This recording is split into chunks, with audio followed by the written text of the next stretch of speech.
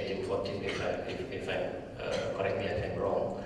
Your Indian Museum in Calcutta, where our national museums was only established in 1963.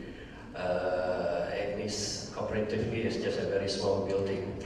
It used to be a multi-purpose museum where we gather all things from archaeological history, cultural and nature history in one building. But the government has changed the concept to just establish the museum as a center of history of Malaysia. So that's why we put some of the archaeological findings in the museum for the visitors or for the citizens to understand the chronological history of Malaysia. But it's just a few numbers of it.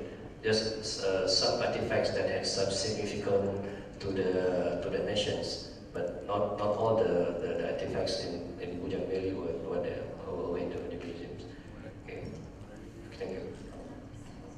Thank you, Pak. I think maybe this topic could be put forward in the next meeting. If one of the delegation can put this when we have a meeting and discuss about the policy, how far we can go on this matter, I think it will be very beneficial for ASEAN member countries and India as well. Please. Yes, Dr. Himanshu, what I was saying about, you talked about stories, all stories can be told. The only difference is the myths have thousands of years of backing behind them. And also because every region of India has a different telling, it becomes fascinating to pick up different tellings and talk about it. Also, each and every divinity that we talk about has this wonderful iconography associated with it. So in the movies that I have made, I have talked about all this. So there might be somebody who's not interested in the story, but they are interested in the art part of it.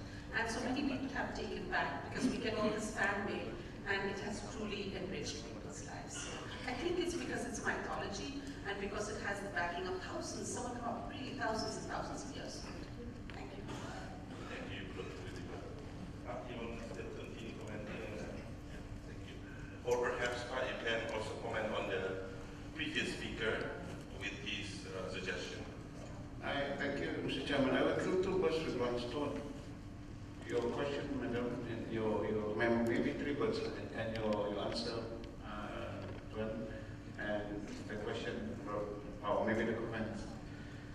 There are some ideas in moving activities, in doing activities within ASEAN and India. India is our dialogue partner. But we have to ensure that when we suggest activities or like to process with activities, we are governed by a committee. The committee is called the Senior Officials Meeting for Culture and Arts. Anything that's related to dialogue partners, ASEAN and dialogue partners in cultural activities and arts activities, it has to go to that forum. One particular example is the Buddhist Conclave in ASEAN. Though it's a proposal by Prime Minister Modi, it went through ASEAN India Summit, but it has to go to Songkran. So, sadly speaking, it was only 1 week for us, for Songkran to endorse and to send delegates, which was only last minute. I think ASEAN managed to send four or five member states managed to join the program. So such programs like this, such ideas like this, we do have more modus operandi. There's a separate template for ASEAN India, 100,000, above 100,000. There are ways to doing it, but it has to go to the proper channel. And looking back, my example in my previous question, the previous session, there are some things that can be done together. My example of Prata is just something that came out of my mind. Well, we have Prata in all ASEAN countries, we have Prata in India, we have roti tea. We can look at culinary activities between ASEAN plus India. Just examples. Thank you, Chair. Thank you, Baji. Perhaps there is, yeah, please. Short, yeah, make it short. And introduce yourself. Thank you. Thank you. I'm Oki, a journalist from the Jakarta Post. It's a two-part question, actually, to Dr. Garima and Dr. Nilima. The first one is that you talked a lot about knowledge transfer. My first question is that what are the strengths of India, whether it's the educational system or the research system that could be used that could be shared with other Asian countries in terms of strengthening cultural links. And my second question is, you talk a lot also about knowledge transfer.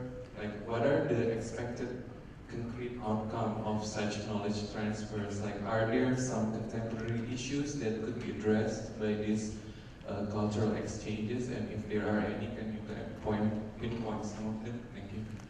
Thank you. Thank you. The first question, we would need, I would love to have an institution backing the kind of work I do. Unfortunately, that's not easy in India, or I suppose anywhere else. There's too much of red tapeism. And I have tried my best to try and bring about these departments of religious studies where we can talk about the good, the bad, and the ugly aspects of Hinduism. I do definitely believe that there's a lot of ugliness as well. There's a lot of beauty as well. And I think a country like ours, I know that a country like ours needs to academically study their religion. We wouldn't be faced with so many problems if we actually studied it academically. When you can have a department of Buddhist studies at Delhi University, you can have Islamic studies, why can't you have Hindu studies? We need to study it. So being frustrated with that, it was wonderful that this young man approached me, and whatever knowledge I had collected in the last 30, 40 years, I could put it across in this manner, and many people, millions of people are seeing them and watching them, and writing back to us how it's helped them. Where contemporary problems are concerned, there is this beautiful story about Shiva, because all of this is original material. The stories are not original, but the interpretations are all mine. And the way I have twisted them and tweaked them to help people is entirely my own creation. So, like Shiva, which I did a PhD on many decades ago, Shiva is bereft because his wife has died and she's been killed and he's really unhappy. And the way I interpreted his wife Sati dying and him going into deep bereavement and crying and dancing the dance, and the whole world was shaking, nothing was happening in a normal manner. And then Vishnu comes and cuts her up into pieces. So the way I put it across to people that you all have to learn, and we all have to learn, to have a certain sense of detachment in our life. We can't cling on to anything including death. And I go into great detail. And I cannot tell you the kind of letters I received from people who had lost their daughter or lost their son, or people had died and they had not been able to get over it. But when they heard this myth of Shiva, bereaved and feeling horrible about his wife dying, they were very, very calm and collected, and they took from it. And also at many levels you can interpret it. I mean, in India, which is such a gendered society, where do you see a man, and that also a machismo divinity like Shiva, who is absolutely a Marat, is absolutely a man, howling and weeping and crying for a dead wife? Where do we see it? So women also love this story that a man can show his emotions so openly in a country which doesn't encourage you to cry over a dead wife. So those are the day-to-day problems that we can deal with through these stories, and we have dealt with them. Have I answered your question? Thank you. Thank you, Dr. Lima. We still have 7 minutes. One more comment, question? Okay, Bob, please. Make it short, Bob.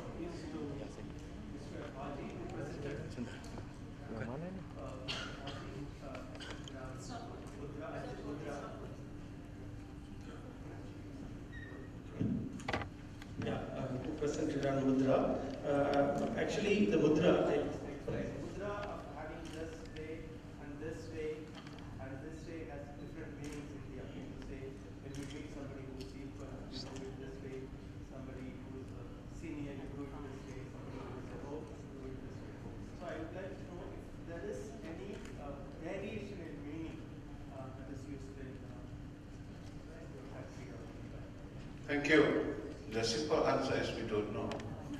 Because it has been immersed in our culture, and we have specific meanings for some things.